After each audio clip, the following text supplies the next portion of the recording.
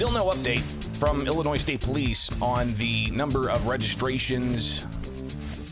Last updated numbers for those registering, telling Illinois State Police they have a banned item. We haven't seen any updates for the past 23 days.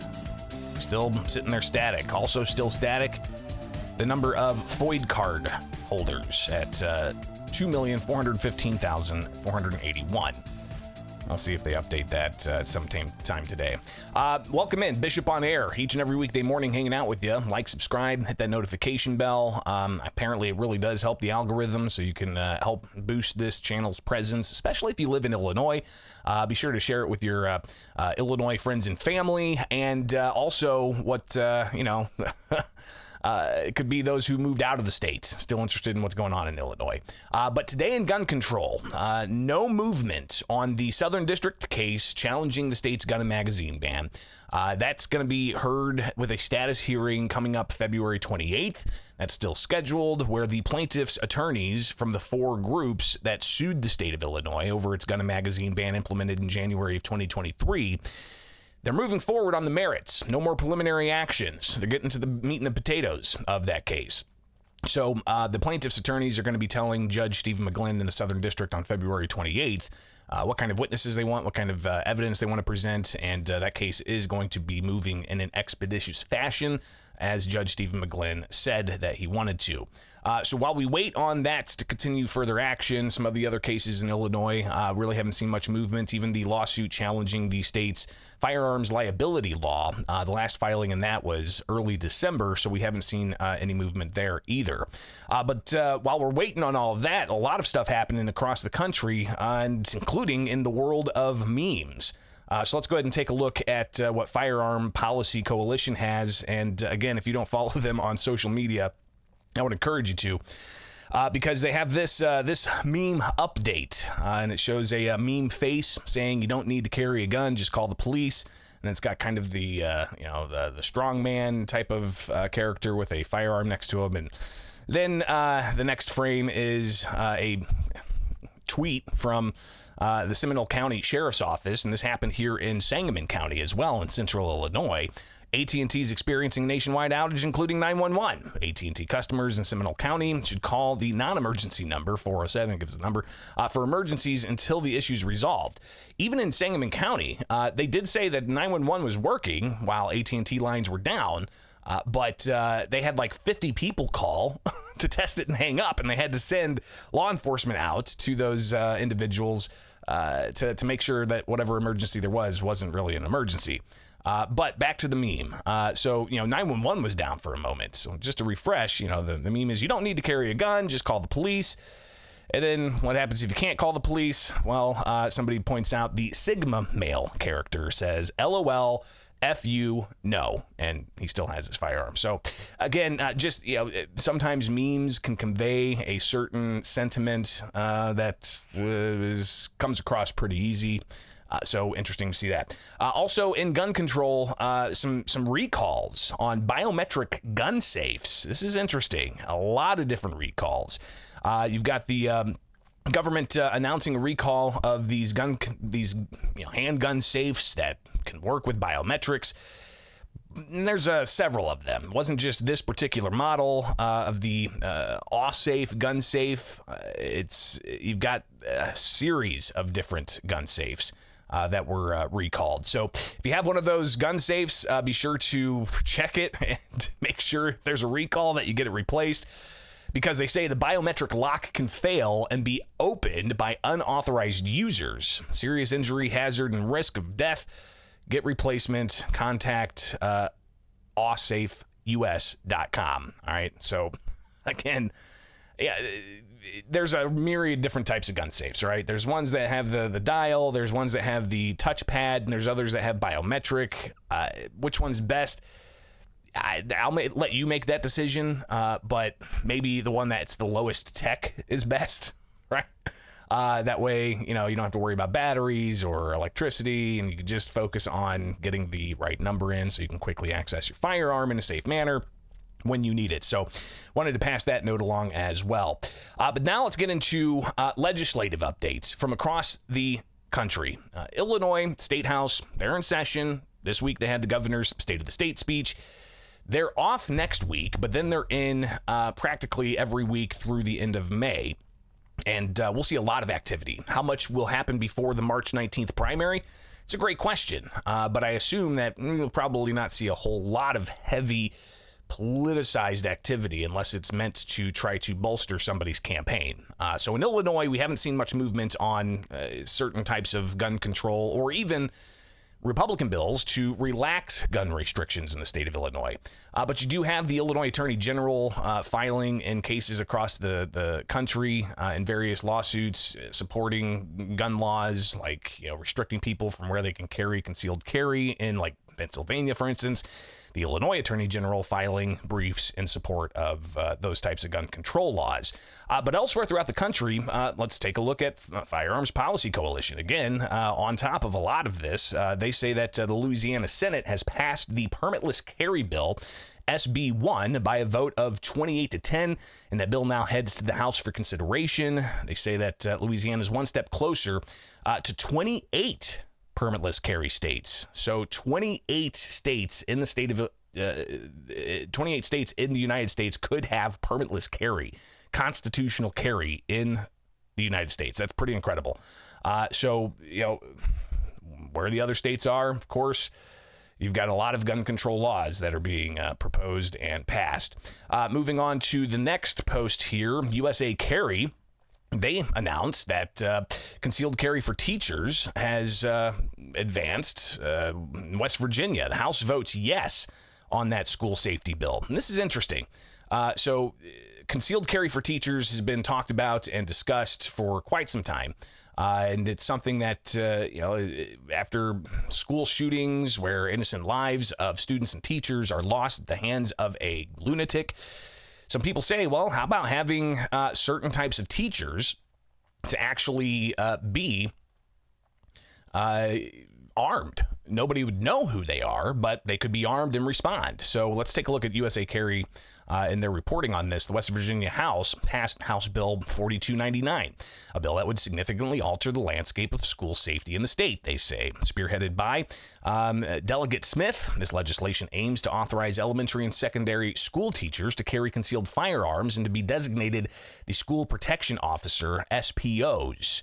The bill's passage represents a proactive approach to enhancing security measures in schools, recognizing the growing concern over school safety nationwide. So that's, according to USA Carry and their reporting on that. But in Chicago, the question of school safety came up yesterday or earlier this week with Chicago Mayor Brandon Johnson, as Chicago Public Schools was looking to essentially get rid of school resource officers. Here's what Brandon Johnson had to say when asked about the measure to try to end having cops in schools in Chicago. Keep in mind, this is after you had 3 individuals under the age of 18 shot and killed just outside of 2 different high schools in the past month. But do you think any replacement to SROs should be armed or unarmed? And how would a security guard apparatus have more accountability than the SROs? Well, look, most of the schools have school security guards. The school that my children attend on the northwest side of Chicago, they have security guards there. As far as accountability is concerned, I mean, that's, things that are worked out within contracts. But hear me well, that community safety and public safety is the #1 priority in the city of Chicago. What we have to do is provide a real holistic approach to creating an environment that does just that. And so resources will be available for local schools to make a decision of how they want those dollars to be distributed.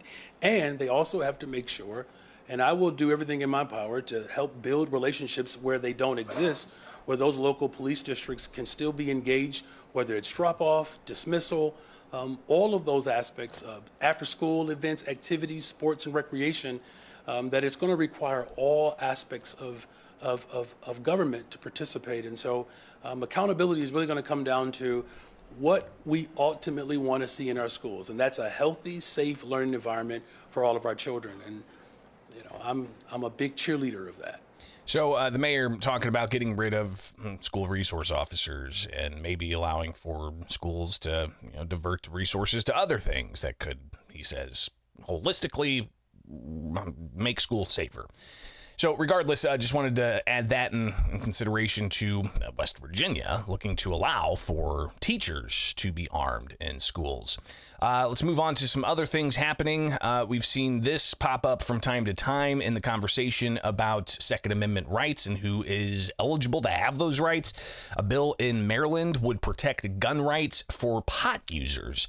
And there's actually an ongoing federal case, I got to dip back into it, about whether or not nonviolent cannabis users still have a Second Amendment right. And listen, I've heard from the concerns of veterans of the armed services coming back to Illinois, getting a medical cannabis permit because they suffer from PTSD, and they find that cannabis helps alleviate some of those particular symptoms of post-traumatic stress disorder. But they worry that means they can't have their firearms. They're non-violent. Now they're no longer in the military. Should they not be able to have a Second Amendment because they are a non-violent user of cannabis? So this bill in Maryland, it would protect gun rights for pot users. Bearing Arms reporting that marijuana is still illegal on a federal level, and the DEA can still swoop in and arrest you for growing cannabis, no matter where you live, even if the states legalize that. They go on to say, and now because it's legal, still illegal on a federal level, people who want to own guns while using it run into a bit of a conundrum. Do they give up their gun rights or do they risk it? In states where license is required, it's even a bigger issue, but in states like Maryland, it's enough of a problem. And a bill was just advanced out of the Maryland State Senate that seeks to address the issue. Maryland's Senate advanced a measure protecting the gun rights of medical marijuana patients in a 43-2 vote Tuesday. The bill is now heading to the House delegates for consideration. So I'd be interested to kind of get the take of some of the leadership here in Illinois on this particular issue, especially as they look to do more gun control. What about those who are using medicinal cannabis or even recreational cannabis? I mean, it's legal in the state of Illinois. So interesting debates to be had there. And obviously you have the high profile story of Hunter Biden, but that wasn't with pot. That was with crack cocaine. So regardless, interesting things to consider here.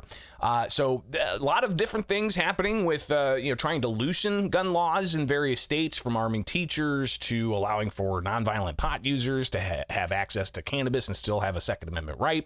But then on the gun control side, you've got every town making this announcement on social media, saying Virginia lawmakers passed a slate of gun safety bills through their second chamber, including bills to prohibit ghost guns, which really is a political term. All that means is just unserialized firearms. And the ATF, from last I checked, I have to be honest, I didn't check it today, but last I checked, the ATF website clearly says you can build your own firearms just as long as they're for your own personal use. Now, if you want to transfer those to somebody, then it has to be serialized. So anyways, back to Everytown, the gun control group. They say that Virginia lawmakers passed a slate of, quote, gun safety bills through their second chamber yesterday, including bills to prohibit ghost guns, require secure gun storage, establish waiting periods, disarm domestic abusers, and more. And they say, we will end gun violence in America. Gun violence, again, is another one of those kind of politically charged terms. The violence is not coming from the gun. It's not the gun. It's the criminal that's committing the violence. But regardless, again, just looking on the other side of the spectrum here. So a lot of different laws being proposed, being advanced in legislatures across the country. So we'll kind of monitor where some of these things land. But of course, when there are certain laws imposed, others who feel that their rights are being infringed upon, they're going to sue. And we had a case in Duncan v. Bonta out of California that dealt with gun control measures. And now you've got oral arguments that are going to be set in the case Duncan v. Bonta. And that's going to be March 19th in California. 9:30 in the morning on a Tuesday. So I think you're going to get a lot of activity around that time. Here in Illinois on March 19th, we're going to be focusing a lot on the election. It's primary election day, so we'll see how much we could dip into that particular oral argument that's going to be heard by the entire Ninth Circuit Court of Appeals in Duncan v. Bonta. So another measure, just wanted to get this in front of you guys. And this is an interesting thing from the U.S. Congress in the House Freedom Caucus sending a letter to House Speaker Johnson about the looming end of the country's budget. They've got a funding deadline before Congress leaves. You could see a government shutdown, a partial government shutdown. So the House Freedom Caucus sending a letter to Speaker Johnson trying to outline what's going on and as far as things they need to know about. And just to read off some of the things that they're looking for. They want to, and I'm going to try to get this a little bit bigger here so that we can all read it together. Open image in new tab. Let's zoom in. All right, that's good. Let me get to the next image here. Live to tape, folks. Thanks for being patient. Open image in new tab and zoom in. Okay, here we go. All right, so let's take a look at this letter. You've got the Freedom Caucus sending a letter to Speaker Mike Johnson about the looming deadline to fund the government.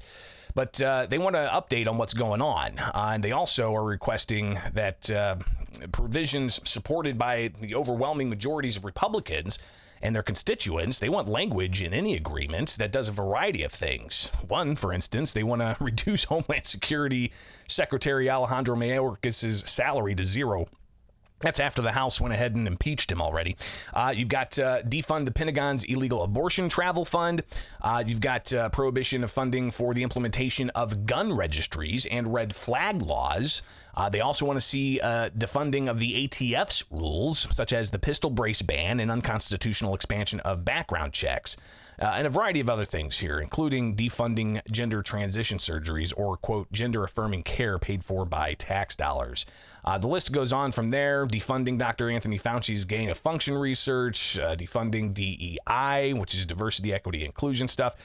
So a lot of different things that they're looking for, but interesting to see that they wanted to, of course, defund the planned implementation of gun registries and red flag laws and the ATF's pistol brace rule and other unconstitutional expansions of gun background checks. So just some of what's going on in the world of gun control across the country. Hopefully it's beneficial to get a lay of the land of sorts of what's going on with the Second Amendment, not just in Illinois, but across the country.